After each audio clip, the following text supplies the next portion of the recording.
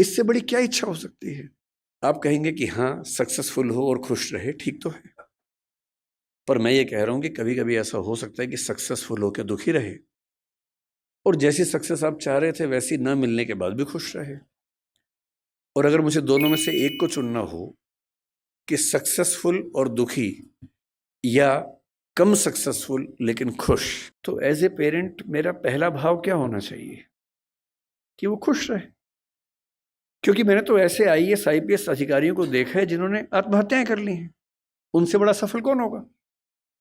मैंने ऐसे बड़े बड़े टाइकून्स को देखा है बिजनेस की दुनिया के, जो खुश नहीं है। इनसे बात करो तो लगभग रोते रहते हैं रात दिन, बहुत अमीर लोग हैं। तो मैं ऐसा क्यों चाहूं कि मेरा बच्चा ऐसा हो? तो मैंने एक पिरामिड बनाया जो शायद आपके काम का भी हो। मैं एकदम क्लियर हूं, मैं अपने बच्चे से हमेशा ये बात करता हूं कि भैया मुझे सबसे पहले ये चाहिए कि तुम खुश रहो, बाकी सब सेकेंडरी है। उसके साथ हो जाए तो अच्छा है, नहीं तो मुझे तुम्हारी खुशी से मतलब है, बाकी सब बातें बात की। खुशी कैसे आएगी?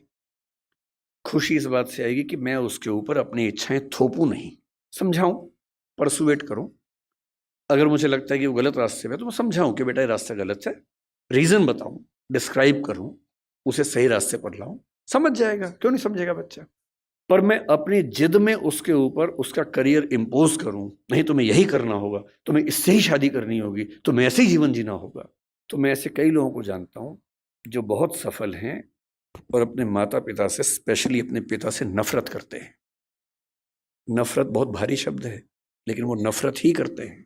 वो कहते हैं कि मेरे पिता ने मुझे जबरदस्ती ये विषय दिलवाया, इंजीनियरिंग करवा दी, मेरी इच्छा नहीं थी। मेरे पापा ने मुझे जबरदस्ती आईएएस का एग्जाम दिलवाया, मेरी इच्छा एकदम नहीं थी। मेरी इच्छा सिंगर बनने की थी। क्योंकि मैं पढ़ने में ठीक था, मैं बन भी गया सिविल सर्वेंट। मैं सिविल सर्वेंट हूं, मैं नौकरी कर रहा हूं ठीक से, पर मुझे मजा नहीं आता है। मैं रोज दुखी होता हूं। और आज भी मेरे पिताजी मुझे कहते हैं, उसने कहा कि मेरे पिताजी मुझे रोज धमकी देते थे कि अगर ये काम नहीं किया तो मैं सुसाइड कर लूंगा, ये कर दो वरना मैं ये कर दूंगा, ये कर दो वरना मैं वो कर दूंगा। और हमारा पूरा परिवार उनके खौफ में जिंदगी जीता रहा। हम सब सफल हैं उनके दबाव की वजह से। पर 3 दिन पहले मेरे पापा ने फिर, ये बात 10 साल पहले की कर रहा हूं मैं, 3 दिन पहले मेरे पापा ने मुझे फोन किया मेरी शादी के लिए। अब मुझे मार पीट के सिविल सर्वेंट बना दिया है, जो मेरा मन नहीं था। आप कह रहे हैं बेटा लड़की फाइनल कर दी है, इससे शादी करनी है, और मैं किसी को जवान दे चुका था। मैंने कहा पापा मेरी किसी से बात हो गई है। बोले बेटा आत्महत्या कर लूंगा। और उसने कहा कि आज मेरे मन में पहली बार आया कि बोलूं कि कर लो। मैं रोज करूं इससे अच्छा आप एक बार कर लो। मैं 15 साल से कर रहा हूं, एक बार आप भी करें।